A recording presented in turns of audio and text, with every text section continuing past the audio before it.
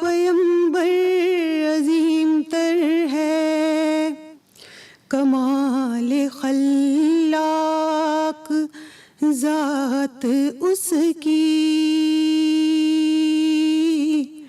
جمال ہستی حیات اس کی، بشر نہیں عظمت بشر ہے، میرا پیمبر عظیم تر ہے، شعور لایا کتاب لایا، وہ حشر تک کا نصاب لایا، دیا بھی کامل نظام اس نے، اور آپ ہی انقلاب لایا، وہ علم کی اور عمل کی حد بھی ازل بھی اس کا ہے اور ابد بھی، وہ ہر زمانے کا راہبر ہے، میرا پیمبر عظیم تر ہے، بس ایک مشکی ایک چٹائی، ذرا سے جو ایک چارپائی، بدن پہ کپڑے بھی واجبی سے، نہ خوش لباسی نہ خوش قبائی، یہی ہے کل کائنات جس کی گنی نہ جائیں صفات، جس کی وہی تو سلطان بحر و بر ہے، میرا پیمبر عظیم تر ہے، کمال خلاق ذات اس کی، جمال ہستی حیات اس کی، بشر نہیں عظمت بشر ہے، میرا پیمبر عظیم تر ہے۔ سبحان اللہ سبحان اللہ۔ فیضیاب راحیل صاحبہ ہمارے سامنے نعت رسول مقبول پیش کری تھی، مظفر وارثی صاحب کا کلام باقاعدہ طور پہ آج کی خیر رمضان کا آغاز ہوا چاہتا ہے، اس امید کے ساتھ کہ آپ بالکل خیریت سے ہیں اور آج بھی ہمارے ساتھ موجود ہیں۔ میں ہوں عمران حسن اور میں ہوں ارملہ حسن۔ جیسے عمران نے کہا، امید کرتے ہیں کہ آپ کا رمضان المبارک جو ہے بہت اچھا گزرا ہوگا، آپ روزے رکھ رہے ہوں گے، اور اس وقت اب چونکہ آج کل موسم کل ہم کہہ رہے تھے عمران گرمی ہے، لیکن اسٹل آج موسم اچھا تھا اور کچھ ٹھنڈا روزہ ہی گزرا۔ لاہور میں اچھا تھا، آئی ہوپ کہ اسلام آباد کا بھی موسم بہتر ہے، کراچی میں البتہ پچھلے دنوں میں کچھ گرمی کی ویو چل رہی تھی۔ اس سے پہلے کہ ہم آگے بڑھیں، ایک انتہائی افسوسناک واقعہ کوئٹہ کے اندر پیش آیا کل، جہاں پہ ایک مقامی ہوٹل کے اندر ایک بم دھماکہ ہوا۔ بہت عرصے سے ہم اس لعنت سے نجات پا چکے ہیں، دہشت گردی کی جو ہے کیا کہنا چاہیے، لیکن اس وقت جو انتہا پسندی کی ایک نئی لہر دیکھنے میں آ رہی ہے، اور اس افسوسناک واقعے کے اندر 5 افراد شہید بھی ہوئے، کئی افراد زخمی بھی ہوئے۔ وہ لوگ جتنے بھی شہید ہوئے ان سے، ان کے اہل خانہ سے ہمارا اظہار تعزیت بھی ہے، اللہ ان کے درجات بلند فرمائے اور ان کی بخشش فرمائے، اور اس کے ساتھ ساتھ ایسے عناصر جو اس کا باعث بنتے ہیں اللہ ان کو بھی آشکار کرے، ہمارے سامنے لائیں، اور ایک بار پھر ہمیں اس فساد کی صورتحال سے نکلنے کی توفیق عطا فرمائیں۔ اس دعا کے ساتھ ہی آگے ہم بڑھیں تو معاشرے کی بات بہت ضروری ہے، کیونکہ اس وقت اگر سب سے زیادہ کسی عنصر کی بات کرنا ضروری ہے تو وہ معاشرے کا ایک ہونا ہے۔ معاشرے کے اندر جو اس وقت ایک بردباری کا رویہ ہے، اس کو فروغ دینے کی ضرورت سب سے زیادہ ہے، اور ہم ایسا کوئی معاشرہ عمومی طور پہ ہوتا نہیں ہے جس کے رسوم و رواج نہ ہو۔ ہر شخص کے ذہن کی ہم اگر بات کریں تو اس میں یہ تصور बिठा दिया गया है कि रसूम व रिवाज गोया कबीरा गुनाह से कम नहीं है, यानी कि हमने हर लिहाज से मुख्तलिफ जो रस्में हैं, रिवाज हैं, उनके खिलाफ नहीं जाना। अलबत्ता इस्लाम इन्हीं हम अगर रसूम व रिवाज की बात करें तो इनको पसंद करता है, ताहम ऐसे रसूम व रिवाज जो कि माशरे में तकसीम का बायस बनते हैं, इस्लाम उनकी कतई तौर पर इजाज़त बिल्कुल, जो माशरे में फलाह व बहबूद का पहलू हो, इस हवाले से इस्लाम उसको पसंद करता है। और जो रस्म व रिवाज जिनकी हम बात करें माशरे में जुल्म और बिगाड़ का बायस बनते हों, इस्लाम उन पर कदगन लगाता है।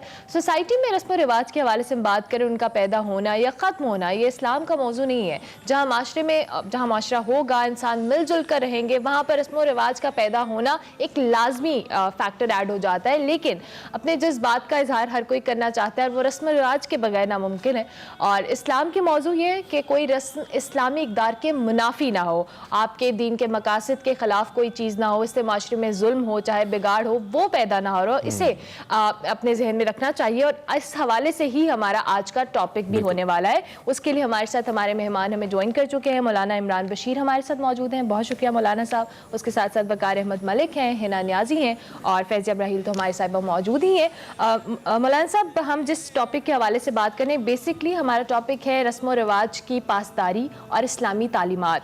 जिस तरह से भी हमने अपने इंट्रो में भी कहा कि हमारे जहनों में चीज़ है कि ये रस्म व रिवाज सिर्फ गुनाह है या इनसे नुकसान है, सब तमाम, लेकिन इस्लाम इस चीज़ की नफ़ी नहीं करता। वो जिस तरह से हमें रस्म व रिवाज की पासदारी का कहता है, लेकिन वो माशरे में एक प्रोडक्टिव रोल होना चाहिए। सो इस्लाम और रस्म व रिवाज क्या तालीमात हैं इस हवाले से? बिस्मिल्लाहिर्रहमानिर्रहीम।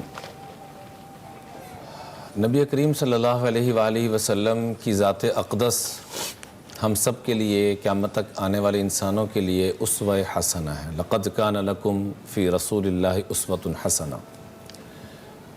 इमामुल अंबिया साहिब शरीयत होने के बावजूद जाहिलियत में जो अच्छी रसूमात थी उनको भी बाकी रखा। इंसानी अक़दार के अंदर जिसमें कदर पाई जा रही हो, मिसाल के तौर पर किताबुल क़सामा आपको पूरा एक बाब मिलेगा कि किसी माशरे में, जैसे अभी ज़िक्र हुआ, अल्लाह ताला उन बदबख्तों को कैफ़र किरदार तक पहुँचाए जिन्होंने भी ये मामला कोयटा के अंदर, जैसे अभी आपने ज़िक्र किया, कातिल का पता नहीं चलता। तो जाहिलियत के अंदर ये मामला चलता था कि 50 लोगों से कसम उठवाई जाएगी जो गिरदो नवाह में रहने वाले जहाँ कत्ल हुआ है, कि ना तुम्हें पता है और ना तुम जानते हो, ना तुमने कत्ल किया और ना ही तुम्हारे इल्म में है। तो उस चीज़ को एज इट इज़ अल्लाह के महबूब सल्लल्लाहु अलैहि वसल्लम बरकरार रखा। ऐसे ही अक़ीक़े की तरफ आ जाएं, ये पहले फ़र्ज़ के दर्जे में था, वाजिब के दर्जे में था कि बच्चे की पैदाइश के बाद, लेकिन अल्लाह के महबूब सल्लल्लाहु अलैहि वसल्लम को ये चीज़ अच्छी लगी कि ये सदका खैरात इस सूरत में भी होना चाहिए, तो उसको मुस्तहब और सुन्नत का दर्जा दे दिया। इसी तरीके से खेती बाड़ी के मामलात, ठेके पे देना, मुजारबा, मुराबहा, ये सारी चीज़ें पहले भी चलती थी। उसमें से उन शिक्कों को निकाला जिससे इंसान को तकलीफ़ पहुँच सके, सूद की को सूरत बन सके, जुल्म की को सूरत बन सके, उसको ख़त्म करके उन चीज़ों को बरकरार रखा और एक वाज़ेह उसूल और निज़ाम बता दिया कि क़यामत तक इस चीज़ को सामने रखना, मन अस्खतल्लाह फ़ी रिज़न नास। ज़िंदगी गुजारने के दो तरीके होंगे। कुछ लोग लोगों को राज़ी करने के चक्करों में होंगे, जो कि ये बहुत बड़ी भूल है कि लोग खुश हो जाएं। लोग खुश नहीं होंगे। सही। मैं हदीस से पहले एक हमारे मुआशरे के ऊपर फिट आती है चीज़, वो अगर इजाज़त हो तो पेश करूं, फिर उसके बाद मैं हदीस समझ में आ जाएगी, अगर हमने ब्रेक में नहीं जाना जल्दी तो। नहीं जल्दी। अच्छा, वो बाप बेटा गधे पे जा रहे थे, तो बड़ी मशहूर कहावत है, स्कूल में पढ़ते भी रहे, आप लोग भी पढ़ी होगी आपने भी जी। बाप बेटा गधे पे जा रहे थे तो लोगों ने कहा कितने जालिम है, कमज़ोर से गधे पे दोनों सवार हैं। कहा बेटा क्या करें? कहा भाई पैदल चलते हैं। अगले गांव में गए तो कहने लगे कितने बेवकूफ़ हैं, अच्छी भली सवारी पैदल चल रहे हैं। कहा बेटा आप क्या करें? कहा तू सवार हो जाए, मैं पैदल चलता हूँ। अगले गाँव वाले कहने लगे कितना जालिम बाप है, खुद सवार है, बेटे को पैदल चला रहा है। कहा बेटा आप क्या करें? कहा बाप तू नीचे आ जा, मैं ऊपर सवार होता हूँ। अगले गांव में गए, कितना बदतमीज बेटा है, खुद ऊपर बैठा है, बाप को पैदल चला रहा है। बेटा आप क्या करेंगे? बाप दो टांगे तू पकड़, दो मैं पकड़ता हूँ और इसको उठाते हैं। और अगले गांव में गए तो वो कहने लगे कितने बेवकूफ़ अहमक लोग हैं, गधा सवारी के लिए होता है, इन्होंने गधे को अपने ऊपर सवार किया हुआ है। लोग किसी हालत में खुश नहीं। हाँ नहीं, मैं इसके साथ ऐड करूँगा, जैसे हमने रस्म और रिवाज को सवार किया हुआ, बिल्कुल गधे की तरह हम भी। खाली वो पागल नहीं था, हम भी हो चुके हैं। उसके बाद बेटा आप क्या करें? इसको दरिया नहर आ रही थी वहां फेंकते हैं। تو وہاں جب پھینکنے لگے تو وہاں بھی لوگ کھڑے تھے. انہوں نے کہا کتنے بیوقوف ہیں, اچھی بڑی سواری ہے, اس کو نہر میں پھینک رہے ہیں. ایک بہت بڑے محدث قرآن, مفسر قرآن, محدث اعظم گزرے مولانا احمد لاہوری رحمۃ اللہ, فرمایا کرتے ہیں کہ تم لوگوں کو چکن مٹن نہیں, اپنے ران کا گوشت کاٹ کے دے دو, لوگوں نے پھر بھی راضی نہیں ہونا, اس کے کباب بنا کے دے دو. حدیث میں عرض کرتا, اب حدیث آپ کو سمجھ میں آ جائے گی انشاءاللہ. اللہ کے محبوب صلی اللہ علیہ وآلہ وسلم نے فرمایا کہ زندگی گزارنے کے دو طریقے ہیں. کچھ لوگ رسم و رواج اور لوگوں کو صرف دیکھتے ہیں, لوگ کیسے خوش ہو جائیں, اس کا نتیجہ یہ نکلے گا سخط اللہ علیہ. نہ وہ حلال کو دیکھتے ہیں نہ حرام کو, بس یہ دیکھتے ہیں کہ رسم و رواج کیسے پوری ہو جائے, لوگ کیسے خوش ہو جائیں. تو سخط اللہ علیہ, سب سے پہلا نقصان تو یہ ہوا کہ اللہ ان سے ناراض ہو جائیں گے, سب سے بڑا نقصان, جس کو ہم نقصان سمجھتے نہیں ہیں. دوسرا نقصان کیا ہوگا جس کو ہم نقصان سمجھتے ہیں, وہ ہم پریکٹیکل دیکھ لیں. وَأَسْخَطَ عَلَيْهِ مَنْ أَرْضَاهُ فِي سَخَطِ اللَّهِ. سگی اولادیں بھی والدین کی دشمن بن جائیں گی, میاں بیوی دشمن بن جائیں گے, بھائی بہن دشمن بن جائیں گے, جن کے لیے وہ حلال حرام کی تمیز کیے بغیر, گھر بنا کے دینا تو بڑا گھر ہونا چاہیے, حلال حرام کی تمیز نہیں, بنگلہ لے کے دینا, یعنی وہ طریقہ کار اپنا لیے کہ لوگوں نے گھر بنایا میں نے بھی بنانا ہے, لوگوں نے گھر. یہ دیکھو آپ کے پاس حلال کی آمدنی میں اگر 10 گاڑیاں آتی ہیں تو 10 لیں, حرام کی ایک پائی بھی بیچ میں نہ آنے دیں. لیکن مولانا اب تو ہمارا پورا جو سوشل سٹرکچر ہے وہ اسی چیز پہ بیس کر رہا ہے, اور سم ہاؤ فارمل جو ہماری رسمی تعلیم ہے اس کے اندر ہمیں یہ پڑھایا بھی جاتا ہے مقابلے کی فضا. ایون اگر 2 اسٹوڈنٹس کے درمیان گریڈز کا معاملہ ہو تو تمہارے چچا کے بیٹے نے فلاں جگہ پہ ٹاپ کر لیا, تم کیا کر رہی ہو یا تم کیا کر رہے ہو, تو اور اسی کی بنیاد, اسی کو ترقی کی بنیاد بنایا گیا ہے کہ آپ مقابلہ نہیں کریں گے تو ترقی کیسے کریں گے. حالانکہ اس مقابلے میں ہم کہیں بہت آگے چلے جاتے ہیں اور معاشرتی بگاڑ کا باعث بن رہے ہیں, تو نکلیں کیسے. اس میں رسول اللہ صلی اللہ علیہ وآلہ وسلم یا اسلام کے کیا احکامات ہیں کہ کیسے ہم نکلیں. ادھر ہی آنے لگا تھا. جی اللہ, آپ نے اچھا کیا وہ سوال پوچھ لیا.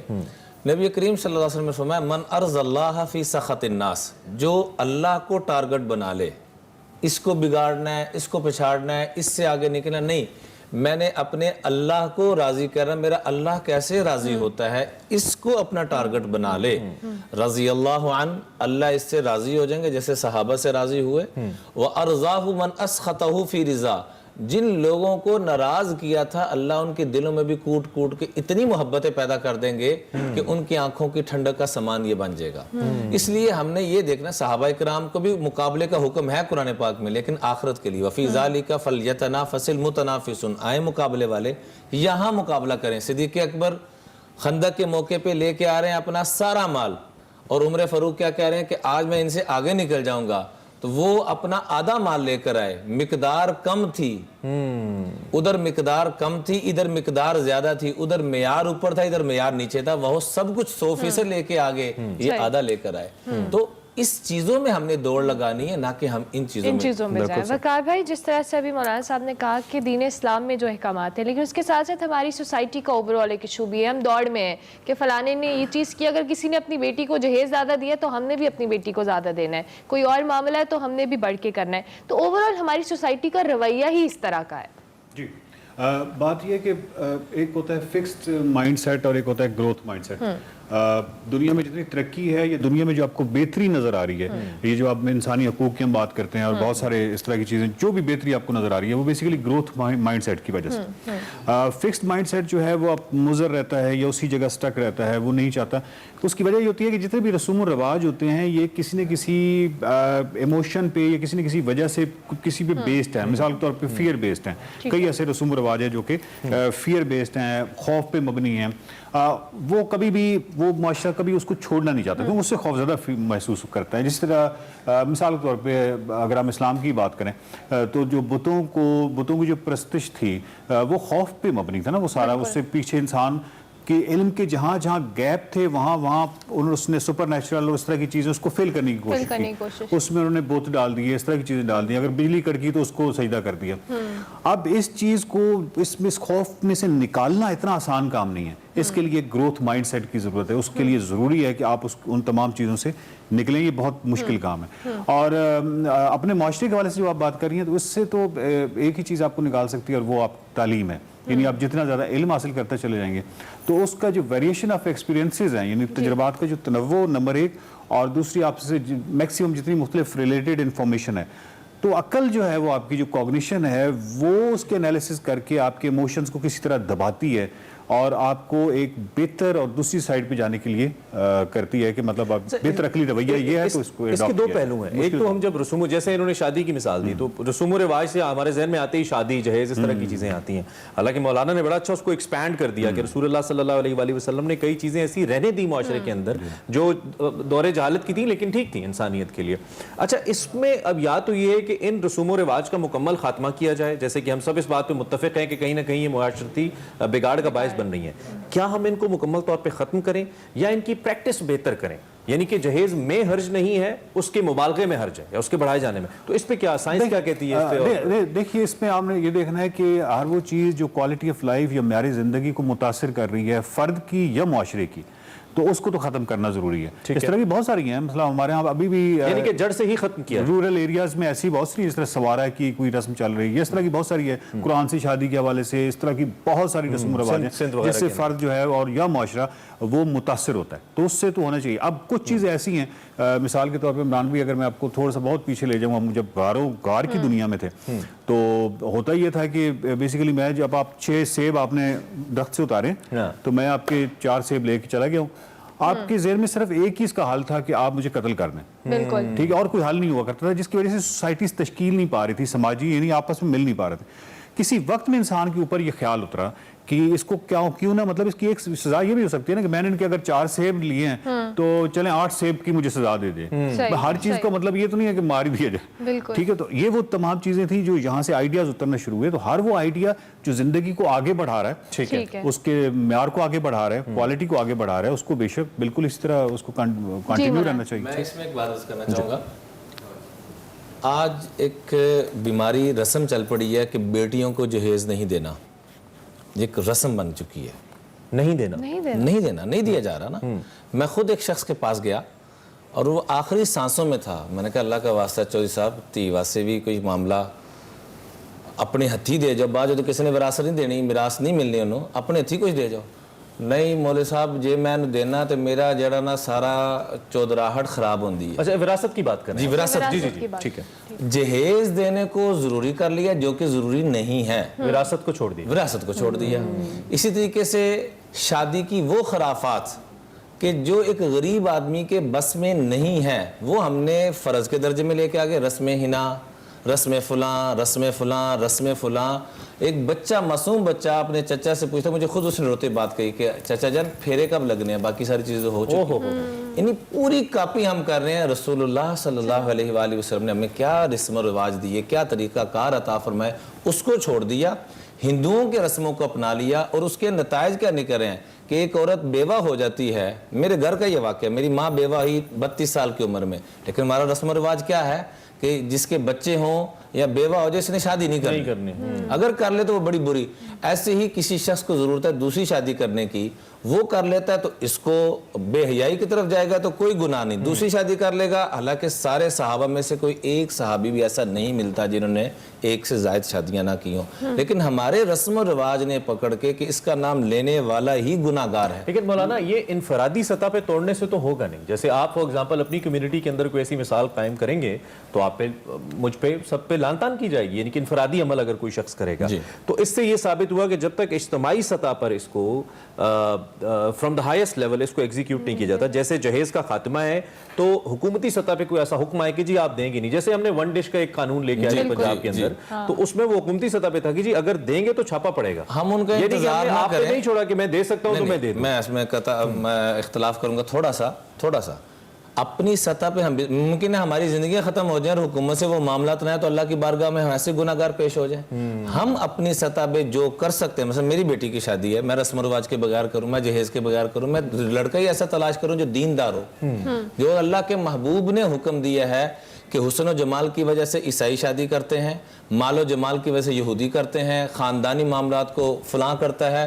مسلمان جو ہے اللہ کے محبوب کا ماننے والا صرف دینداری کو, آج سب کچھ ہے اس کے پاس, حسن ہے, مال ہے, شادی ہوتے ہی اس کو کینسر ہو جائے کیا کریں گے, شادی ہوتے ہی اس کا سارا مال تباہ ہو جائے کیا کریں گے. دیندار ہوگا تو اللہ کے فضل و کرم سے ہر موقع پہ اس کو لے کے چلے گا. دین نہیں ہوگا, جو اللہ سے نہیں ڈرنے والا, وہ آپ سے یا آپ کی بیٹی سے یا آپ کی بہن سے. میں چھوٹی سے صرف اضافہ کر دوں کہ جتنے بھی قوانین بنے نا, یہ مولانا کی بات کو آگے بڑھاتے ہوئے, یہ بیسیکلی فرد کی انیشیٹو پہ بنے. ایک کالبرگ کی ایک تھیوری ہے, ایک انفرادی عمل پہ. جی, کالبرگ کی ایک تھیوری ہے, تھیوری آف موریلٹی. اس میں جو 5th اور 6th سٹیج ہے وہ بیسیکلی یہی ہے کہ جو 4th سٹیج ہے وہ لا اینڈ آرڈر سٹیج ہے, جس پہ لوگ یعنی رسوم و رواج کہہ لیں, لا اینڈ آرڈر کہہ لیں, لوگ اوبے کرتے ہیں, ان کو اچھا سمجھا جاتا ہے کیونکہ وہ اوبے کرتے ہیں, یہ اچھے لوگ ہوتے ہیں. 5th والے لوگ اچھے نہیں ہوتے, وہ باغی ٹائپ کنسیڈر کیے جاتے ہیں, کیونکہ اچانک ایک بندہ اٹھتا ہے اور وہ کہتا ہے کہ میں نہیں مانتا اس رسوم و رواج کو, یہ بالکل غیر عقلی بات ہے. 6th والا جو بندہ ہے جو 6th سٹیج پہ ہے وہ روڈ بلاک کر دیتا ہے کہ جو 4th سٹیج ہے یعنی سٹیٹ ہے وہ اس چیزوں کو یا رسوم و رواج کو ختم کیا جائے. تو یہ اپنے وقت کے کوئی اتنے اچھے لوگ نہیں ہوتے, لیکن جب وقت گزر جاتا ہے تو پتہ چلتا ہے کہ یہ تو ہیرو تھے. اور یہ تمام دنیا میں انسانی حقوق سے لے کے جتنی بڑی قانون سازی ہے وہ فرد کی, کسی ایک فرد کی, آپ کسی بھی قانون کو اٹھائیں اس کے اندر جائیں اور دیکھیں کہ اس کا سورس کیا ہے, تو آپ کو کسی ایک فرد کا ایک اس کو پاگل پن کہہ لیں وہ نظر آئے گا اور وہ کہے گا کہ میں نہیں مانتا. وقار بھائی اس میں ایک فیکٹر یہ بھی تو ہے نا, جیسے بھی مولانا صاحب بھی کہہ رہے تھے کہ ہم سب کے مائنڈ میں ایک, اگر ہم دین کی طرف جا رہے ہیں, کسی ایک اسپیسیفک چیز کو ٹارگٹ کر رہے ہیں, تو ہم اوور آل سوسائٹی سے بھی تو اپنے آپ کو کمپیریزن کرتے ہیں. ہمیں ہوتا ہے کہ فلانے نے یہ چیز نہیں کی تو ہم کیوں کریں, فلانے نے یہ نہیں کیا تو ہم نے کیا. بچی کی شادی بغیر جہیز کے کر تو دے, لیکن آگے اس کی بچی کے ساتھ کیا ہوگا پھر, وہ بہت بڑا سوال ہے. اس میں ایک چھوٹی سی بات میں 2 مثالیں اس پہ دوں گا. ایک شخص میرے پاس آیا, خدا را جن کو اللہ نے دیا وہ جب یہ نیت کریں گا تو معاشرے سے ناسور ختم ہونا شروع ہو جائے گا. میں 2 مثالیں چھوٹی سی دیتا ہوں اس کی. ایک شخص میرے پاس آیا, رو رہا تھا. میں نے کہا کیا ہوا؟ کہتے 4 بیٹیاں ہیں, ان کی شادی کرنی ہے, ایک ہی. میں نے کہا بھی آپ نے ایک ہی کی ہے ماشاءاللہ.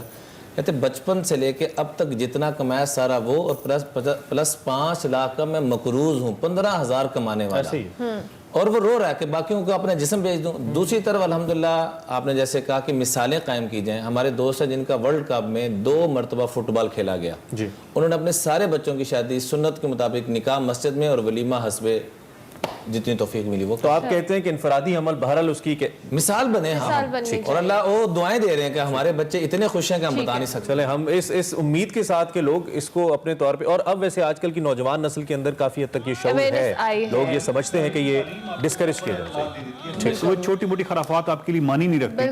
پھر ایجوکیٹڈ ہونا, اگر ہم پیسے والے نہیں ہیں تو ہمارا یہ فوکس ہونا چاہیے کہ تعلیم بچوں کو میکسیمم دیں تاکہ وہ کانفیڈنٹ ہوں تو ان کو خرافات سے. بالکل ایجوکیٹڈ ہونا معاشرے بہت ساری چیزوں کو بہتر کر دیتا ہے. اور اسی امید کے ساتھ ایک بریک لینی ہے, بریک کے بعد حاضر ہوں گے. آپ دیکھتے رہیے ایکسپریسو. خیر رمضان.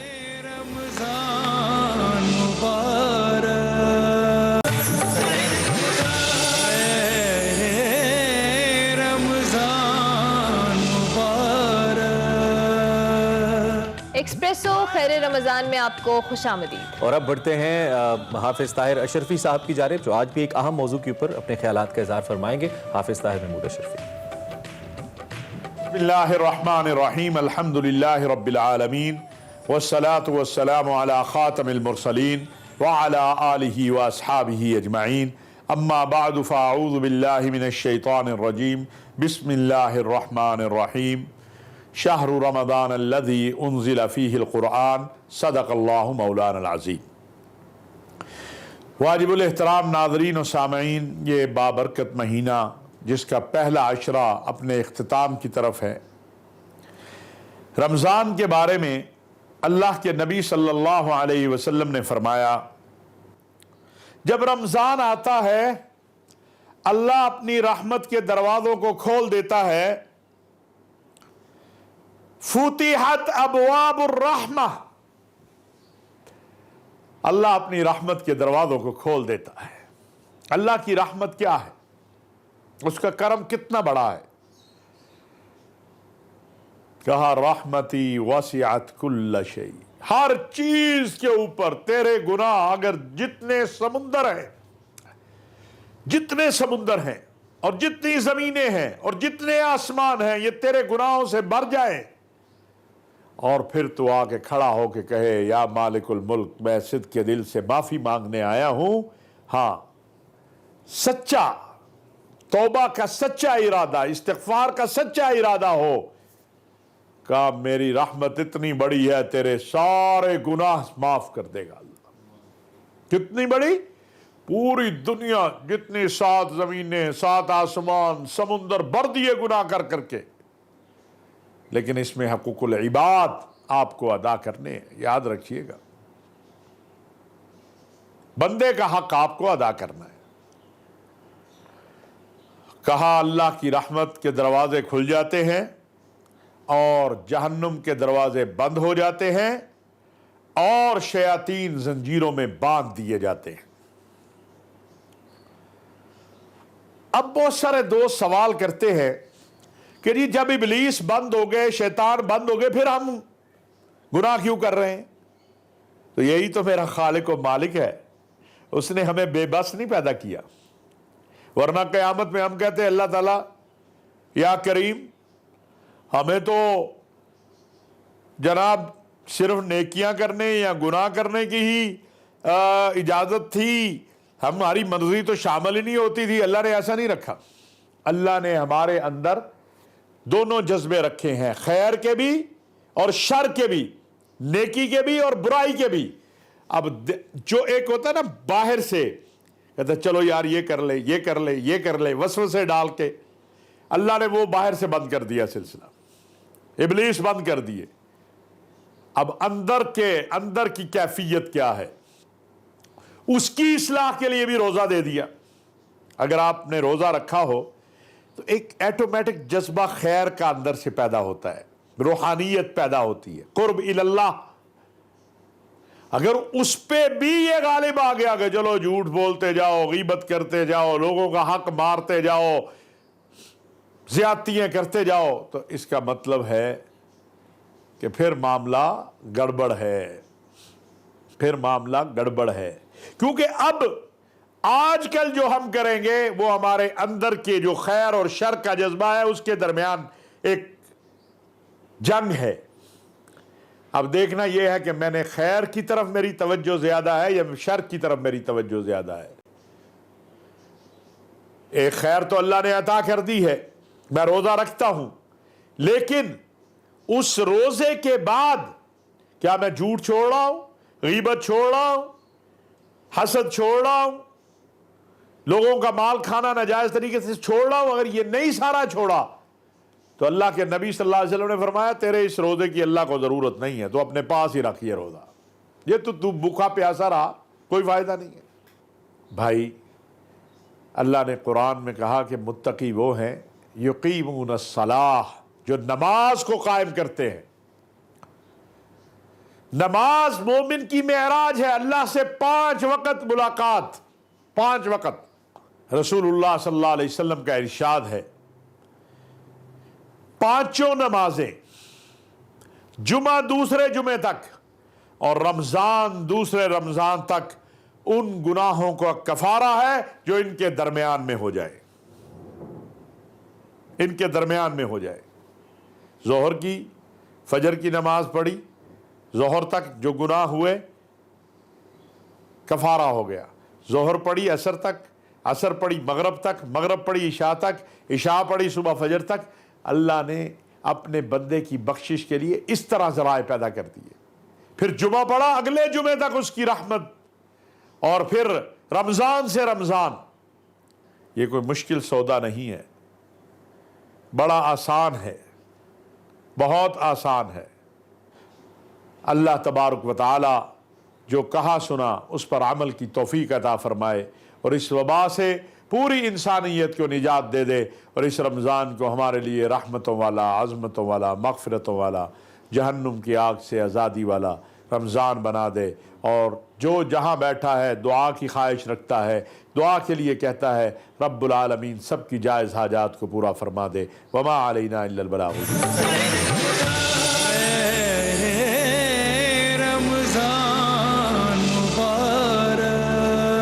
آمین ثم آمین۔ آپ حافظ طاہر محمود اشرفی صاحب کو سن رہے تھے، حقوق العباد اور اسلامی تعلیمات کے اوپر وہ روشنی ڈال رہے تھے، اور اب خیر رمضان کا سلسلہ آگے بڑھا۔ بالکل، اور ہینا نیازی کول کچن میں جا چکے ہیں۔ ہینا کیا بنا رہی ہیں آج آپ؟ آج میں منٹ مارگریٹا بنا رہی ہوں، جو ریسٹورینٹس میں جا کے پیتے ہیں اور بہت ایکسپینسو ہوتا ہے اور ہر کسی کے بجٹ میں نہیں ہوتا۔ اب گھر پہ اس کو ایزیلی بنا سکتے ہیں، it won't cost you much. اس کے لیے ہمیں جو انگریڈینٹس چاہیے وہ بھی بہت سمپل ہیں، چونکہ رمضان ہے، چٹنی وغیرہ کے لیے پودینہ تو آ ہی رہا ہوتا ہے۔ اس کے لیے ہمیں منٹ لیوز چاہیے ہوں گے، ہمیں یہاں پہ سوڈا واٹر چاہیے ہوگا، چینی چاہیے ہوگی، کالا نمک چاہیے ہوگا۔ اگین کچھ لوگوں کو پسند نہیں ہوتا تو وہ اس کو اسکپ بھی کر سکتے ہیں، بہت اچھا ٹیسٹ دیتا ہے، بہت اچھا ٹیسٹ دیتا ہے، ایگزیکٹلی۔ اور تھوڑا سا آپ کو لیمن جوس اس میں چاہیے ہوگا۔ ہم نے کرنا کیا ہے کہ سارے انگریڈینٹس کو ہم بلینڈر میں ڈالیں گے، منٹ کے میں تھوڑے سے آپ کو فوائد بتا دوں. منٹ جو ہے وہ اسٹریس ریلیف کرتا ہے. بہت ساری جو اروما تھراپیز ہیں, کینڈلز ہیں, ان میں بھی یوز ہوتا ہے, بہت سارے ٹیز میں یوز ہوتا ہے. یہ آپ کے اسٹریس کو کم کرتا ہے اور بہت نیوٹریشیس ہوتا ہے. Very good for your skin. Acne کا جن لوگوں کو پرابلم ہوتا ہے ان کے لیے بہت اچھا ہوتا ہے. ٹھیک ہو گیا. اس میں ہم تھوڑا سا ڈالیں گے, ایڈ کیا ہے, باقی ہم بعد میں اس میں پور کر دیں گے. ہم اس میں شوگر ایڈ کریں گے. بہت ریفریشنگ ٹھنڈا. جو آپ کو پیاس لگ رہی ہوتی ہے افطاری کے بعد, فوراً کچھ ٹھنڈا پینے کا دل کرتا ہے. نارملی جب ہم ریسٹورینٹس میں جاتے ہیں تو یہ اس میں بہت سارا آئس انہوں نے ڈالی ہوتی ہے. ہاں جی بالکل, ہم کوشش کریں گے کہ ہم اس میں آئس ڈالیں, بٹ وہ تھوڑی کم ہی ڈالیں, بہت زیادہ چلڈ نہ ہو. پوری کر دی نہیں, میں اتنی زیادہ آئس نہیں, میں وہی کہنے والی تھی, اتنی زیادہ آئس نہیں پیے جاتی. اور پنچ جو ہے ہم اس میں ڈال دیں گے تھوڑا سا ٹھیک ہے, کالا نمک. اس کو اچھے سے ہم بلینڈر میں کریں گے بلینڈ. سارے انگریڈینٹس کو ایک ساتھ ڈالیں گے. ٹھیک ہوگا. اوکے. اور یہ ویسے نا منٹ ویسے بھی کہتے ہیں بہت اس کی تاثیر ٹھنڈی ہوتی ہے. آج کل چونکہ گرمی بھی ہے تو گرمی میں تو ویسے بھی روزوں میں سب سے پہلے آپ کو ڈرنک چاہیے. بس زیادہ دیر اس کو بلینڈ کرنا ہے. اچھا, زیادہ دیر کرنا ہے. ٹھیک ہو گیا. ٹھیک ہے جی, چلیں یہ تو تیار ہو ہی رہا ہے. آپ پریزنٹیشن کی طرف آئیں, ہم آتے ہیں کہ ایک بریک لیں. بالکل, ہمیں ایک بریک لینی ہے. ہم بریک کے بعد آئیں گے اور آپ کو ریسیپی کارڈ بھی اسکرین پر دکھا سکتے ہیں. میرے خیال سے ہنا کا بلینڈ بھی ہو گیا. مین بار ریسیپی کارڈ دیکھیں. ہنا کو گلاس میں پو کرنے لگی ہے. ہاں, یہ لگتا ہے صحیح ہو گیا. یہ وہی مہنگے والا لگ رہا ہے یا کیسا لگا؟ دیکھنے میں تو بہت اچھا ہے اور پی کے کل والا تو خیر بہت ہی زبردست ہے جی. کل والا ہم آپ کو بتا رہے ہیں, ہم نے پی کے ٹیسٹ کیا تھا, بہت اچھا لگا تھا. اور بریک ہم نے لینی ہے, بریک کے بعد بہت کچھ ہے. ملتے ہیں ایک بریک کے بعد.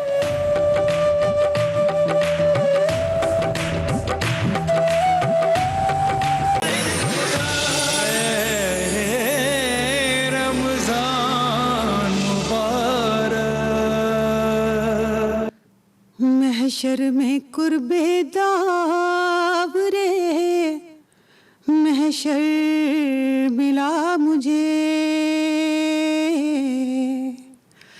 ایسا پیمبروں کا پیمبر ملا مجھے. اللہ کو سنانے لگا نعت مصطفیٰ, اللہ کو سنانے لگا نعت مصطفیٰ. جب سایہ رسول کا منبر ملا مجھے ایسا پیمبروں کا پیمبر ملا مجھے. میں وادیے حرم تک اسے ڈھونڈنے گیا, میں وادیے حرم تک اسے ڈھونڈنے گیا. آواز دی تو اپنے ہی اندر ملا مجھے, آواز دی تو اپنے ہی اندر ملا مجھے. کھلتی مہکتی بھیگتی راتوں کے موڑ پر, کھلتی مہکتی بھیگتی راتوں کے موڑ پر, وہ حجرائے درود میں اکثر ملا مجھے. مانگے تھے چند پھول بہاریں عطا ہوئی, مانگے تھے چند پھول بہاریں عطا ہوئی. جو کچھ ملا بساط سے بڑھ کر ملا مجھے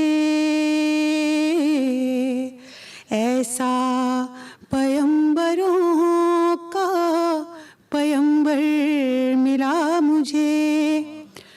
محشر میں قرب داورے محشر ملا مجھے. واہ واہ واہ، بہت خوبصورت. ایسا پیمبروں کا پیمبر ملا مجھے، آواز دی تو اپنے ہی اندر ملا مجھے. بہت ہی خوبصورت نعت فیض آپ راحیل سے آپ سن رہے تھے، اور یہ بھی مظفر وارثی صاحب کا کلام ہے، مظفر وارثی صاحب کا کلام ہے. اور امید کرتے ہیں کہ جس طرح ہماری روح تازہ ہوئی ہے اس کو سن کے آپ کی بھی ہوئی ہوگی. آپ خیر رمضان دیکھ رہے ہیں، اور یہ دوسرا حصہ ہے پروگرام کا. آگے بڑھتے ہوئے ہم، اور اس وقت ہم نے کوشش کی، چونکہ خبریں بھی بہت زبردست آ رہی ہیں، تو ہم ساتھ خبروں کو بھی ذرا انٹیگریٹ کریں، اور خبروں کا بھی سلسلہ ہو. تو ہمارے ساتھ ایاز خان صاحب سینئر ایکسپرٹ موجود ہیں، ان سے ہم ذرا بات کرتے ہیں. اس سے پہلے کہ صاحب آپ کی طرف ذرا میں تھوڑا سا بتا دوں منظرنامہ کیا ہے. تو منظرنامہ آج کا یہ کہ 2 اہم سیاسی ڈیولپمنٹس آج ہو گئی ہیں. بالآخر قومی اسمبلی میں اپوزیشن لیڈر شہباز شریف صاحب کی جو ضمانت کا معاملہ کافی عرصے سے لٹک رہا تھا اور سمجھ نہیں آ رہی تھی کہ کیا ہوگا، لاہور ہائی کورٹ کے فل بینچ نے آج شہباز شریف صاحب کی ضمانت منظور کر لی ہے. اور دوسری جانب دوسری اہم پیش رفت کی بات کریں تو بینکنگ کورٹ نے جو جہانگیر ترین صاحب کی عبوری ضمانت ہے اس میں بھی 3 مئی تک مزید توسیع کر دی. بالکل، کورٹ میں پیشی کے موقع پر ان کے ساتھ جو ہے اہم جو کہ ایم پی ایز اور 27 بالکل موجود تھے. اور اس کے ساتھ ساتھ میڈیا سے گفتگو کے دوران جہانگیر ترین نے دعویٰ کیا کہ اسلام آباد سے کچھ دوستوں نے عنقریب پورے گروپ کی وزیر اعظم سے ملاقات کرانے کی یقین دہانی بھی کرائی ہے، اور ہمارا گروپ کسی کمیٹی سے نہیں بلکہ صرف وزیر اعظم عمران خان سے ملاقات کرے گا. اسی پر ایاز صاحب سے بات کریں گے. ایاز صاحب، پہلے تو شہباز شریف صاحب کی جو پیش رفت ہوئی ہے اس حوالے سے اصلی ضمانت ہم تو لاسٹ ٹائم بھی یہی سمجھے تھے کہ ہو گئی ہے، لیکن اس کے بعد پتہ چلا کہ وہ شاید دستخط ہی نہیں ہوئے تھے. اچھا، مجھے ایک چیز سمجھ نہیں آتی، یہ ڈویژن بینچ کیوں بنتا ہے کہ 2 ججوں میں اگر اختلاف ہو جائے تو پھر تو فائدہ ہی کوئی نہیں ہے نا اس کا. تو کم از کم 3 تو ہونے چاہیے، ایک بیلنس ہو آسانی، اس کو فیصلہ لینے والوں کو بھی آسانی ہو جاتی ہے. یہ سوال تو آپ ایسے پوچھ رہے ہیں جیسے آپ کو جواب پتہ ہی نہیں ہے. مجھے نہیں پتا، تو یہ بس بن جاتا ہے. تو چلیں، اچھا ہو گیا. بڑی اصل بات وہی ہے جو ہم کہتے ہیں کہ جی اگر کسی نے کرپشن کی ہے بھائی اس کو الٹا لٹکا دو. لیکن اس ملک میں بدقسمتی یہ ہے کہ ہمارے سامنے چیزیں ہوئی ہوئی ہیں، ثبوت نہیں ہے، اور ثبوت کے بغیر عدالت ظاہر کچھ کر نہیں سکتی. کے اوپر ہر ایسی رہائی کے بعد سوال اٹھتا ہے. ہم سوال کرتے ہیں کہ 6 مہینے 7 مہینے آپ بڑی بڑی ہائی پروفائل شخصیات کو اٹھا لیتے ہیں. آج تک کوئی ایسی بڑی شخصیت کنوکٹ نہیں ہوئی، ماں سوائے ایک کے جو اس وقت ملک سے باہر ہیں، اور ان کا بھی معاملہ کچھ مختلف تھا. تو یہ اگر ایک ادارے کے اندر اس طرح کے فلاز موجود ہیں، ہم جو فلاز اپوزیشن کہتی ہے اس کی بات نہیں کرتے، جو ہمیں نظر آتے ہیں بینگ جرنلسٹ یا بینگ پولیٹیکل سائنس کے طالب علم ہونے کی حیثیت سے، اس کو اگر دور نہیں کیا جائے گا تو یہ تو شفافیت کا عمل ہو ہی نہیں پائے گا. عمران، یہ اوور آل ایک تو ہم بحیثیت قوم، ہم میں یہ عادت ہے کہ ہم ہوم ورک نہیں کرتے. ہم کہتے ہیں کہ یہ کر لیتے ہیں پھر دیکھیں گے یار نیکسٹ سٹیپ پہ جا کے کہ اس کا کیا کرنا ہے. آپ کو پتہ ہے نا، اس کے لیے ابھی ریسنٹلی جو انسیڈنٹ ہوا ہے یہ تحریک لبیک والا، کہ آپ نے اتنی جلدی سے پابندی لگا دی اور اس کے بعد پھر آپ ان سے مذاکرات کر رہے تھے. اب سوال تو اٹھتا ہے نا جی، کل عدم تنظیم سے آپ مذاکرات کس طرح کر رہے تھے، اور کیسی روایت قائم کر دی. بہت اچھا کیا آپ نے، بچا لیا، کوئی خون خرابہ نہیں ہوا اس اینڈ تک تو ٹھیک ہے. لیکن یہ آپ نے سوچا ہی نہیں کہ اتنا ایکسٹریم آپ نے ایک وہ ڈیسیژن لے لیا اور اس کے بعد اگر آپ کو دوبارہ رجوع کرنا پڑے گا تو کیا ہوگا؟ اقدام پہلے لے لیا. تو یہی نیب والے کرتے ہیں. وہ ذرائع کے حوالے سے خبریں چل رہی ہوتی ہیں کہ جی وہ اربوں روپے پکڑ لیے جی، یہ ہم نے جناب اتنی ٹیٹیز ہو گئی، اتنی منی لانڈرنگ ہو گئی. بعد میں اچھا چلیں اب یہ بتائیں کہ اب شہباز شریف صاحب تو باہر آ گئے، حمزہ بھی باہر آ گئے، پوری نون لیگ اب باہر ہی ہے، اب اندر کوئی نہیں ہے. یہ پوری وہی نون لیگ ہے جس کو پوری نون لیگ ہی باہر ہے، جس کے اوپر بہت باہر ہے، کچھ ادھر باہر ہے. جس پہ پورے عمران خان صاحب کی سیاست سٹینڈ کری تھی کہ ان کو میں نہیں چھوڑوں گا، وہ سارے باہر آ گئے آج. تو اس کا مطلب ہے 3 سال مہنگائی پہ توجہ نہیں دی، گورننس پہ توجہ نہیں دی، نون لیگ پہ توجہ دی، اس میں بھی ناکام ہو گئے. تو اب نون لیگ کی سیاست اور پی ٹی آئی کی سیاست کے درجے نہیں، اب تو ظاہر ہے وہ پرائم منسٹر صاحب کو سمجھ آ رہی ہیں چیزیں. اب تو وہ ایک ہی بات آج بھی کہیں تقریر کر رہے تھے تو یہی کہہ رہے تھے کہ 5 سال جب پورے ہو رہے ہوں گے تو اگر کوئی سب سے بڑی اچیومنٹ ہوگی میری گورنمنٹ کی تو یہ ہوگی کہ غربت میں کمی کر دی میں نے. تو اب اس طرف آ رہے اپنے وزراء کی وزراء کی تو خیر ہمیشہ سے کمی ہی رہتی ہے، وہ تو کبھی غربت میں عوام کی تو کم ہوتی نہیں. عوام کی بات کر رہے ہیں وہ، اللہ کرے کہ وہ عوام کی بات نظر نہیں آ رہا، بظاہر نظر نہیں آ رہا. لیکن بہرحال رمضان میں اتنا مایوس نہیں ہونا چاہیے کیونکہ پہلے ہی مجھے ہنا نے بہت مایوس کیا ہے. دیکھیں نا کیا بنایا ریاست میں آتے ہی مایوسی کا اظہار کیا. روز اتنی اچھی چیزیں بنا رہی ہیں. ابھی افطاری میں کافی ٹائم ہے نا. अच्छा, तो आगे बढ़ते हुए जहांगीर तरीन साहब का जो नुक्ता है, वैसे आपने मुझे नून लीग वाली पॉलिटिक्स दोबारा आ जाएंगे, जहांगीर तरीन साहब वाला जो एक पॉइंट है वो भी बड़ा अहम है। जहांगीर तरीन साहब एक जानिब इंडिया दे रहे हैं और बड़ा मुझे लगता है बड़ी गूगली करवा रहे हैं, बड़ा स्मार्टली प्ले कर रहे हैं इस वक्त वो, कि एक जानिब अपना शो ऑफ पावर भी कर रहे हैं, शायद वो तहरीक इंसाफ और इमरान खान के मिजाज को समझते हैं कि ये भी दिखाते जाओ और साथ साथ मुफाहमत की बात भी करते जाओ। ठीक स्ट्रेटजी लग रही है आपको, इसका रिजल्ट क्या देखा? मुझसे को पूछ रहा था जी कि आपको लग रहा है कि बर्फ पिघल रही है? मैंने कहा यार बर्फ तो बड़ी देर से पिघलना चाहती थी, वो जो उसके मुखालिफ है उठा के फिर उसको फ्रीजर में रख देते थे कि तू तेरी ऐसी की तैसी तू क्यों पिघल रही है। अब ये सीरियस बात है कि वाकई राब्ते हुए हैं, इसमें कोई शक नहीं है। पहले वाले हालात नहीं होंगे अब जो पहले हुआ करते थे। सीज फायर जरूर हो जाएगा। अच्छा, हाँ, सीज फायर का सबसे बड़ा फायदा ये होता है कि वो जो केसेस होते हैं उनकी रफ्तार वो चलने में स्लो हो जाते हैं। जैसे सरकारी दफ्तरों में फाइल को पहिए लगाने हो ना तो बहुत कुछ करना पड़ता है, तो वरना वो आराम से कहीं रख दी जाती है साइड पे कि ठीक है जी ये पड़ी हुई है, जब आप आएंगे बात करेंगे। मतलब रिलीफ मिल जाएगा जहांगीर? रिलीफ इस हद तक मिल जाएगा कि वो स्लो हो जाएंगे, केसेस खत्म नहीं होंगे जिस तरह होता है हमारे यहाँ। और मुज़ाकरात जो मुलाकात की बात हो रही है, आई डोंट थिंक सो उसमें जहांगीर तरीन होंगे। अच्छा, उसकी वजह ये है कि जो प्राइम मिनिस्टर साहब के जो उनका मुखालिफ ग्रुप बैठा हुआ है वो एक ही बात करते हैं प्राइम मिनिस्टर से कि जिस दिन जहांगीर तरीन से आपने मिल लिया उस दिन बर्बाद कर देना आपको PMLN ने और बाकी ऑपोजिशन ने कि आपका वो NRO आप कहते थे मैं नहीं दूंगा, और आपके साथ बैठा हुआ बंदा जिसपे, क्योंकि इमरान खान साहब फिर वही बात है ना कि एक्सट्रीम पोजीशन अपना चुके हैं, बार बार अपना चुके हैं। लास्ट टाइम भी जब सवाल पूछा गया तो उन्होंने कहा जी देखें इतना जुल्म कर दिया, इतने अरब का इन्होंने ये कर दिया वो कर दिया, तो फिर अब जब बैठेंगे तो फिर सवाल। और जहांगीर तरीन खान साहब के साथ जो कुछ हुआ है पिछले कुछ अरसे में, कतई नजर इसके कि उन पे साबित होता है नहीं होता, वो कहते रहे हैं, वो कार्टल्स के हवाले से भी कहते रहे हैं, ज़ख़ीरा अंदोज़ी को भी उन्होंने फ्यूचर प्लानिंग एक ट्वीट उन्होंने की थी कि फ्यूचर जो सेल्स हैं उसके हवाले से हमारी प्लानिंग होती है। लेकिन अब जहांगीर तरीन साहब दोबारा से, अगर वैसे तो तहरीक इंसाफ से उनका ताल्लुक टूटा नहीं है, लेकिन सारी दुनिया को पता है कि उनके साथ क्या हुआ है और किस वजह से हुआ है, वो खुद भी कहते हैं कि मुझे पता है कौन लोग कर रहे हैं, तो would it be a smart move being a senior politician from JKT कि अगर वो दोबारा से इन लिंक्ड होते हैं इमरान खान साहब के साथ, जब PTI की नैया भी इस वक्त हमें कुछ खास प्रॉपरली तैरती नजर नहीं आती है, एक भंवर के अंदर है।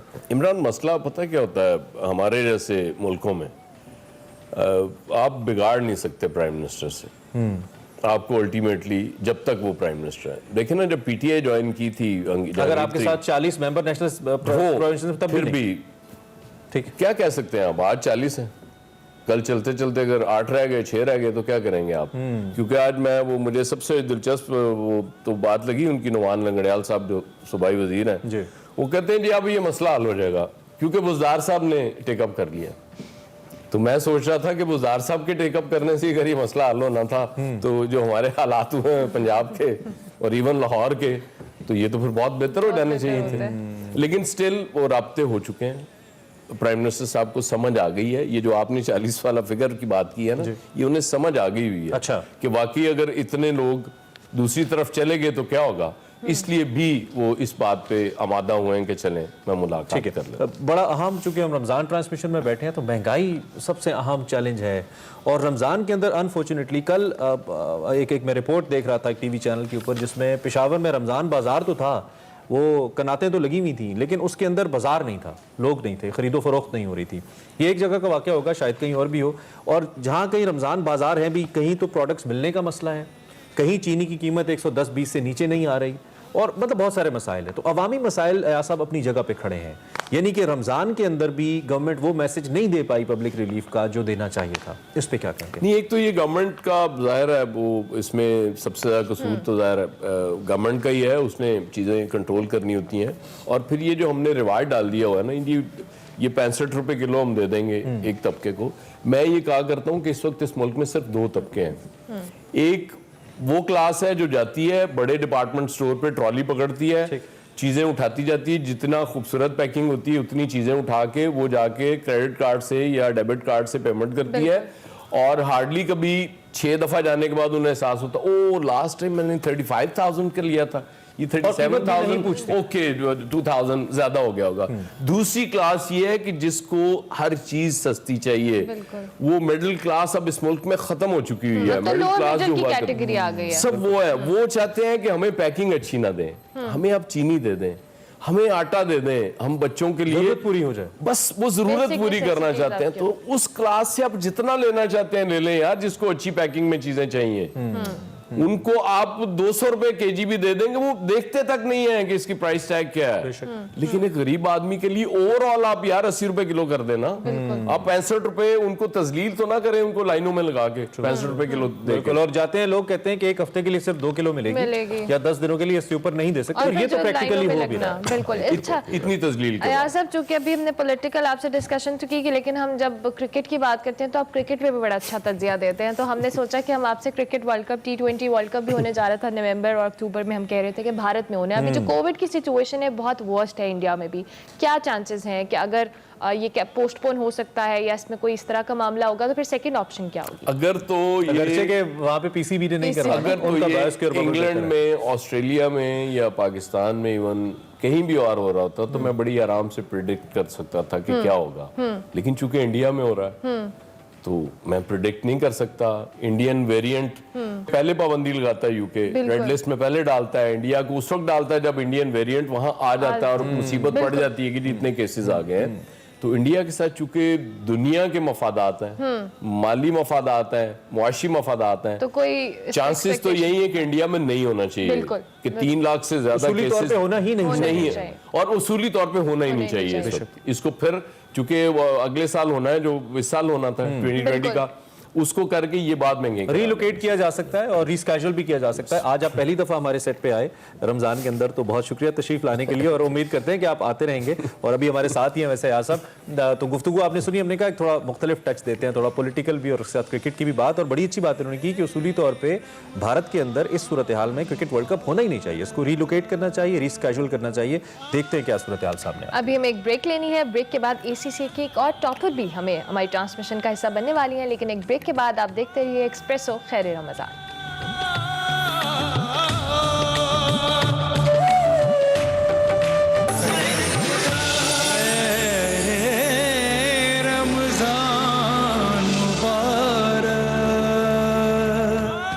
آپ دیکھ رہے ہیں ایکسپریسو خیر رمضان, اور آپ کا ایک بار پھر خیر مقدم ہے, اور اب آپ کی ملاقات کرواتے ہیں اس شخصیت سے جس کا آپ نے ذکر کیا. بالکل, کہتے ہیں نا کہ انسان کچھ کرنے کی ٹھان لے تو وہ کامیاب ہو ہی جاتا ہے, اور ہم آپ کی ملاقات ایک ایسی ہی پاکستانی طالبہ سے کرواتے ہیں جنہوں نے ACCA کے عالمی ٹاپرز میں اپنی جگہ بنا لی ہے. ہم بات کریں فاقیہ مقصود کی, جن کا تعلق صوبہ پنجاب کے شہر فیصل آباد سے ہے, اور انہوں نے حال ہی میں ACCA کے ایڈوانس ٹیکس کے امتحان میں 99% جو نمبر ہے اسکور کیا, گلوبل پرائز اپنے نام کیا ہے. اس کے ساتھ ساتھ جی ان کی بات کریں تو دسمبر 2020 میں فاقیہ ACCA کے مالیاتی انتظام امتحان میں نیشنل پوزیشن ہولڈر بھی تھی. فاقیہ اس وقت ہمارے ساتھ موجود ہیں.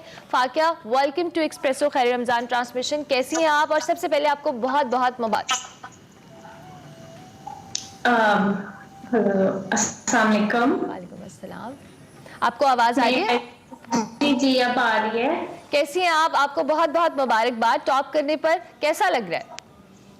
تھینک یو سو مچ. میں آپ ایک جو بات ہے صحیح وہ یہ کہ عزت جو ہے, عزت اور ذلت اللہ کے ہاتھ میں. اس وقت میں آپ کو بتا نہیں سکتی کہ مجھے کتنی خوشی محسوس ہو رہی ہے. سب اللہ کا شکر ہے, جتنا شکر ادا کریں اتنا کم ہے. جب میرا نام پاکستان کے ساتھ اس طرح گلوبلی لیا جا رہا ہے, فیصل آباد کا نام لیا جا رہا ہے, تو مجھے بہت خوشی, بہت فخر محسوس ہوتا ہے. بہت اچھا لگ رہا ہے کہ میں اپنے ملک کو اس طرح سے ریپرزینٹ کر سک رہی ہوں ایک بہت پازیٹیو لائٹ میں. تو اللہ کا بہت شکر ہے. اس سے پہلے ہماری زارا نعیم سے ملاقات ایکسپریسو میں ہی ہوئی تھی, جنہوں نے فائنینشیل رپورٹنگ کے اندر ٹاپ کیا تھا ورلڈ وائڈ, اور آپ نے ایڈوانس ٹیکس کے اندر ٹاپ کر لیا. تو ایڈوانس ٹیکس تو بڑا مشکل سبجیکٹ ہوتا ہے, بڑا ٹرکی ہوتا ہے, اسٹوڈنٹس اکثر اس کی کیلکولیشن میں پریشان ہی رہتے ہیں. تو آپ نے تو نہ صرف اس میں بہت اچھی پرفارمنس دی بلکہ پوری دنیا کو پیچھے چھوڑ دیا. یہ کیسے کر لیا آپ نے؟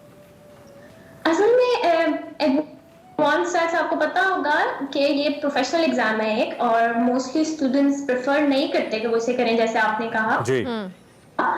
لیکن ٹیکس کی ایک بات یہ ہے کہ آپ کو ٹیکس کو سمجھ پڑتا ہے. اس میں کوئی رٹا سسٹم نہیں چل سکتا. جب تک آپ ٹیکس لاز کو نہیں سمجھ رہے تو آپ اس میں کچھ کر نہیں سکتے. تو بہت محنت کرنی پڑتی ہے, اور بس باقی تھوڑی سی لک بھی ہوتی ہے, لیکن موسٹلی محنت ہوتی ہے اور پریکٹس ہوتی ہے. تو فاقیہ آپ کو کس چیز نے اتنا موٹیویٹ کیا؟ کیونکہ آبویسلی جیسے عمران نے کہا اور آپ خود بھی بتا رہی ہیں کہ ایسا لوگ پریفر نہیں کرتے کہ اس سبجیکٹ کو اپنے ایگزام کا حصہ بنائیں یا اس میں ایگزام دیں، تو آپ کو کس چیز نے موٹیویٹ کیا؟ اصل میں نے ٹیکس پڑھا تھا فار دا فرسٹ ٹائم اپنی یونیورسٹی میں، تو وہاں پہ میں یو کے یونیورسٹی میں تھی تو ہمیں یو کے ٹیکس پڑھایا گیا، مجھے بہت انٹرسٹنگ سبجیکٹ لگا.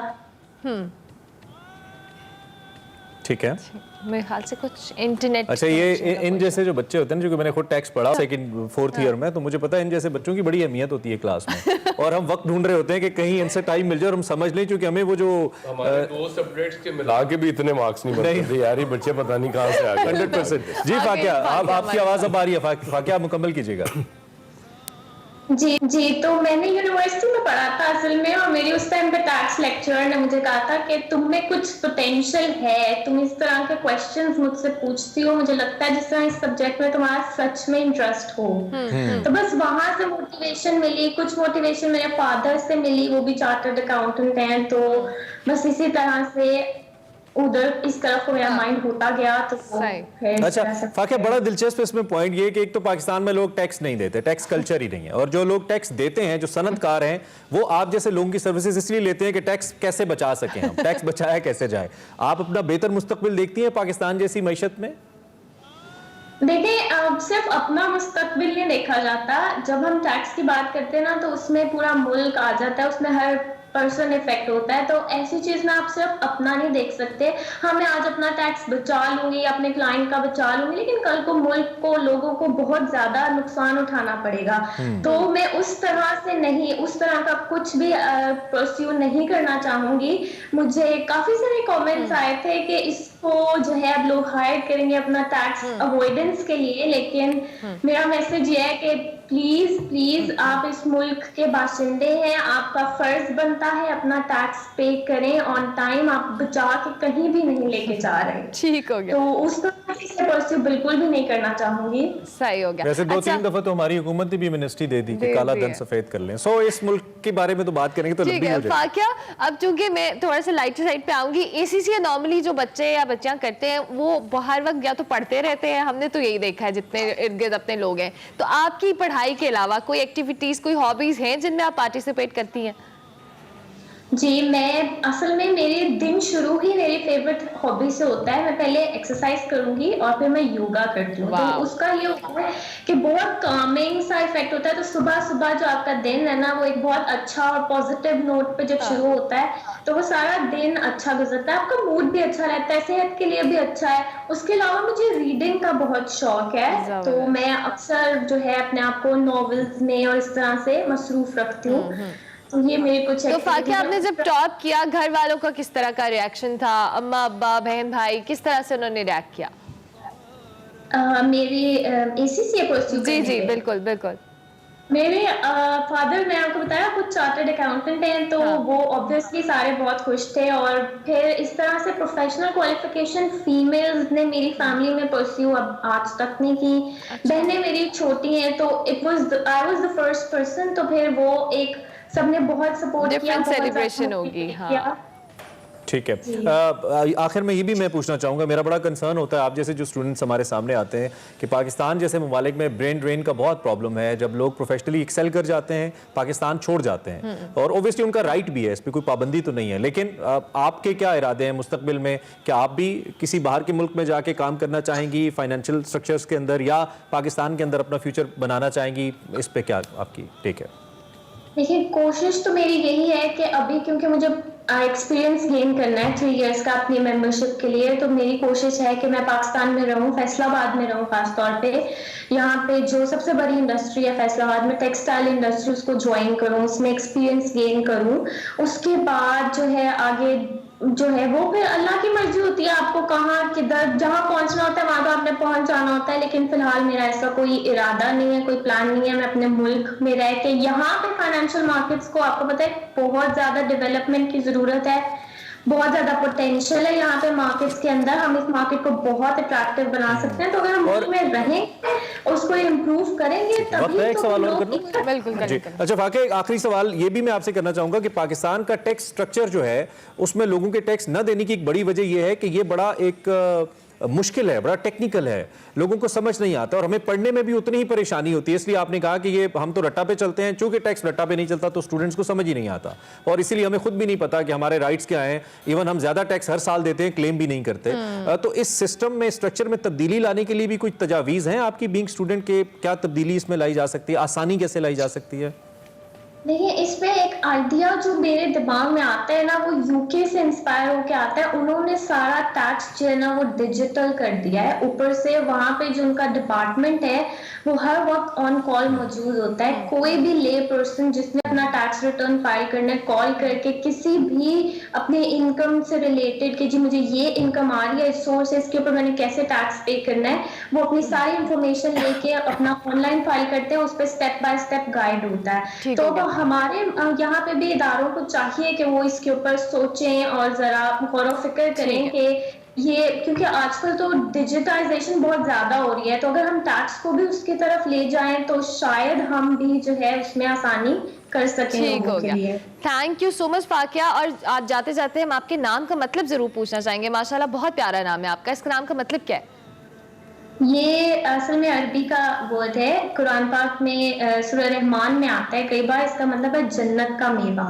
واو, زبردست, ماشاءاللہ. Thank you so much Faqiha. We wish you very best of luck کہ آپ اسی طرح سے ایکسیل کریں اور پاکستان کا نام روشن کریں. بہت اچھا لگا کہ آپ ہماری ٹرانسمیشن کا حصہ بنی. کہ مقصود ہمارے ساتھ موجود تھی, اسی حصے میں انہوں نے ٹاپ کیا ہے. بالکل, اور ہم امید کرتے ہیں کہ ٹیکس سٹرکچر کے اوپر کچھ لکھیں بھی ہے تاکہ آگے لوگوں تک پہنچے.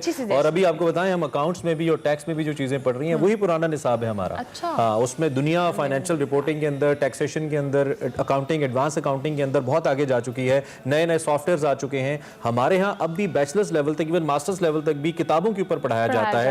ڈیجیٹل سافٹ ویئرز نہیں پڑھائے جاتے جن کا پریکٹیکل اس کا آئیڈیا بھی وہ خود بھی دے رہی تھی کہ آگے فردر ہم سٹرکچر میں ڈیجیٹلائز کر سکتے ہیں. اچھا جی, ابھی ہمیں نعت سننی ہے اور پھر ہمیں بریک پر جانا ہے, تو ہم ریکویسٹ کریں گے آپ سے کہ ہمیں نعت سنائیں. نہ میرے سخن کو سخن کہو, نہ میری نوا کو نوا کہو, میری جان کو صحن حرم کہو, میری جان کو صحن حرم کہو, میرے دل کو غار ہیرا کہو,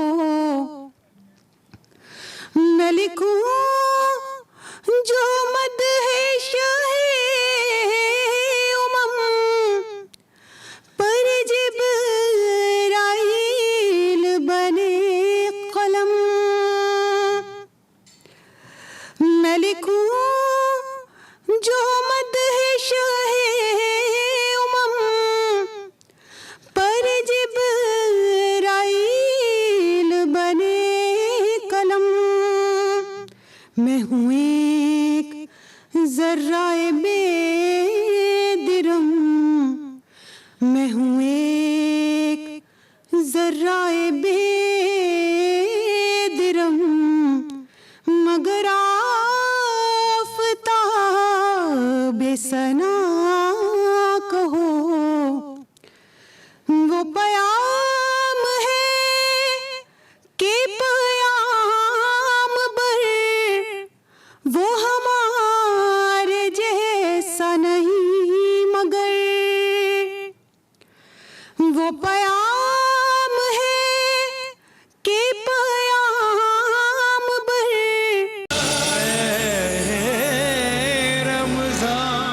ایکسپریسو خیر رمضان میں آپ کو خوش آمدید. اور اب باری ہے حدیث مبارکہ کی. اوور ٹو یو ہنا. صلی اللہ علیہ وآلہ وسلم نے ارشاد فرمایا, جو شخص خاموش رہا اس نے نجات پائی. वकार साहब, ये तो वाकई फैक्ट है, जब आप खामोश रहते हैं तो बहुत सारी बुराइयों से बचे रहते हैं, क्योंकि बोलते ही कम है. जब आप बोलते हैं, यू एक्सपोज योरसेल्फ, आप गीबत भी कर रहे होते हैं, आप किसी की बुराई भी कर रहे होते हैं, चुगली भी कर रहे होते हैं, झूठ भी बोलना पड़ता है, तो खामोशी के बारे में क्या कहती है मौलाना वहीदुद्दीन खान, वो एक दफ़ा किसी जापानीज़ को मिले, तो यही एग्जैक्टली यही हदीस उन्होंने उसके सामने पढ़ी, तो जापानीज़ कहने लगा कि मतलब वो आशश कर उठा, और उसकी वजह ये थी कि उसने कहा कि जब भी आप सोच रहे होते हैं तो आप बोल नहीं सकते, और जब आप बोल रहे होते हैं तो उस वक्त आप सोच नहीं सकते, यानी उस तरह कंटिन्यूसली वो स्ट्रीम जो है वो ब्रेक होती है. तो ये बल्कि इस मौका की मुनासबत से ये भी कहता जाऊँ कि बरसगीर का एक बहुत बड़ा नुकसान, यानी 96 साल की खूबसूरत ज़िंदगी मौलाना वहीदुद्दीन ने बसर की. कितने बड़े आदमी, और मैं तो कई दफ़ा कहता हूँ कि आप जब दुनिया से जाएं तो ऐसे जिस तरह मौलाना वहीदुद्दीन की हर आंख जो है वो अश्कबार है पूरे बरसगीर में, बहुत बड़ा इल्मी और फिक्री काम. तो उन्होंने भी इस हदीस के वाले से बात की थी. बात यह है कि साइकोलॉजी के वाले साहब ने एक दो दफ़ा पहले भी कहा था कि जो अटेंशन स्पैन है आपका, वो उसकी बड़ी लिमिटेशन है, यानी आप एक वक्त में एक ही काम कर सकते हैं. तो जो वो बिल्कुल उन्होंने जापानीज ने बिल्कुल ठीक कहा था कि वो थिंकिंग प्रोसेस जो है वो रुक जाता है. और सेकेंडली इसमें तो कतई कोई शक नहीं है कि जितना आप होल्ड ऑन करेंगे, जितना आप रसूल पाक के हवाले से, मैं मौलाना साहब से बल्कि चाहूँगा कि वो उस पर थोड़ा सा ये तबसरा करें, क्योंकि बहुत सारी अहादीस हमारे पास इस हवाले से आती हैं, जिस तरह हज़रत जाबिर हैं या मुख्तलिफ के, उन्होंने कहा, वो कहते हैं कि रसूल पाक को हमने बहुत खामोश पाया, यानी जब भी हम मिले तो वो एक बहुत ही खामोश तबा शख्सियत थे, और वो खुद यानी वो खामोश तबा, हालांकि 23 साल में के इतने बड़े उस्ताद के उन्होंने दुनिया बदल दी, लेकिन जो प्राइमरी जो एक शनाख्त है उनकी, वो जो भी मिलता था तो वो एक खामोशी वाली थी. क्या आप और तो छोड़े हैं, खुतबे हज्जतुल विदा एक सबसे बड़ा मजमा सहाबा का और बमुश्किल 10 मिनट का खुतबा. वाह वाह. हमारा मिजाज बन गया ज़्यादा बातें करना, ट्रांसमिशन कर रहे हैं तो वो लंबी से लंबी, गुफ्तगू कर रहे हैं वो लंबी से लंबी. मेरी बारी है कि खुतबा देने की, तो मैं कहूँगा मैं माइक ही ना छोड़ूँ. हुक्म है कि खैरुल कलामी मा क़ल्ला वदल्ला, सबसे बेहतरीन कलाम वो है जो मुख्तसर हो, पुरअसर हो, अपनी बात पूरी कर दे. और अल्लाह के महबूब सल्लल्लाहु अलैहि वसल्लम फरमाया कि इसी ज़ुबान की वजह से अक्सर लोग जो जहन्नम के करीब जा चुके होंगे, इसको सही इस्तेमाल करने की बरकत से अल्लाह उनको जन्नत के आला मुकाम में पहुँचा देगा. और कई लोग जन्नत के करीब जा चुके होंगे, किसी का दिल दुखा दिया तो वो दूसरी तरफ चले जाएंगे.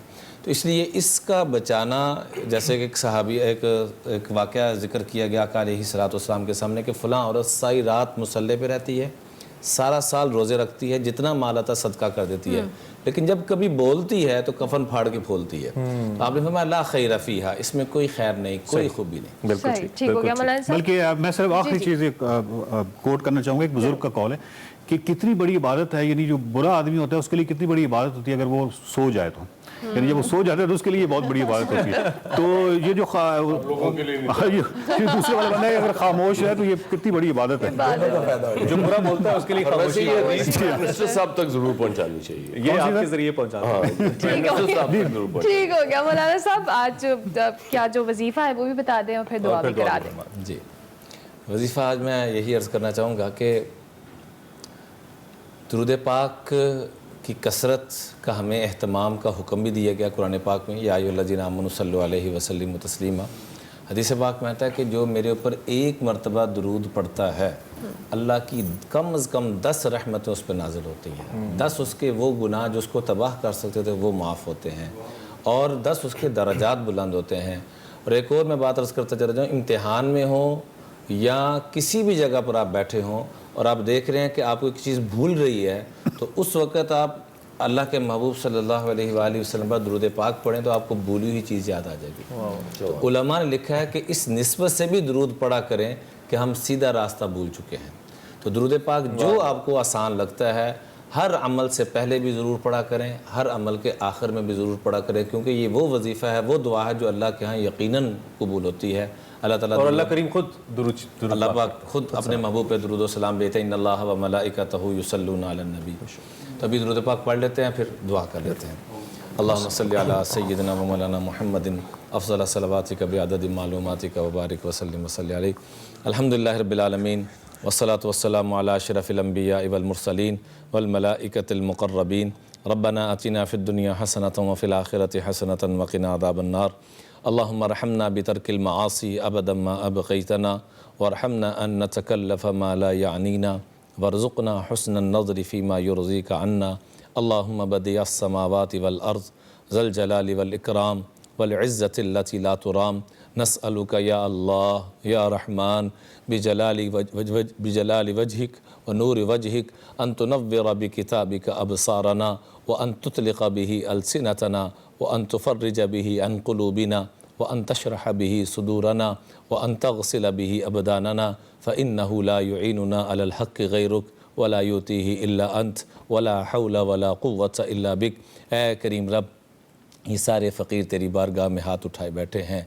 ऐ ज़मीन व आसमान के बनाने वाले अल्लाह, ऐ हम सबको पैदा करने वाले अल्लाह, ऐ इज़्ज़त से ज़िल्लत, ज़िल्लत से इज़्ज़त देने वाले अल्लाह, मौत से हयात, हयात से मौत देने वाले, बुलंदी से पस्ती, पस्ती से बुलंदी देने वाले अल्लाह, हम सबको दुनिया आखिरत की सारी खैरें अता फ़रमा। या अल्लाह इस्लाम की, मुसलमानों की हिफाजत फ़रमा। खुलाफ़ाए राशिदीन वाला सिस्टम, निज़ाम या अल्लाह फिर से कायम दायम फ़रमा। या अल्लाह हम इस काबिल नहीं है कि हमें अच्छे हुक्मरान दिए जाएँ। अपने फ़ज़ल से, अपने करम से हुक्मरानों को भी रुश्द व हिदायत की दौलत से माला माल फ़रमा। आवाम को भी उस रविश पे चलने की तौफ़ीक़ अता फ़रमा। या अल्लाह वो देश जिसको इस्लाम की बुनियाद पे लिया गया, उसको उसी रविश पे चलाने की तौफ़ीक़ अता फ़रमा। जिन भाइयों ने बहनों ने दुआओं के लिए कहा या कहना चाह रहे थे कह न सके, सब की दुआओं को कबूल फ़रमा। सल्लल्लाहु अलैहि वसल्लम।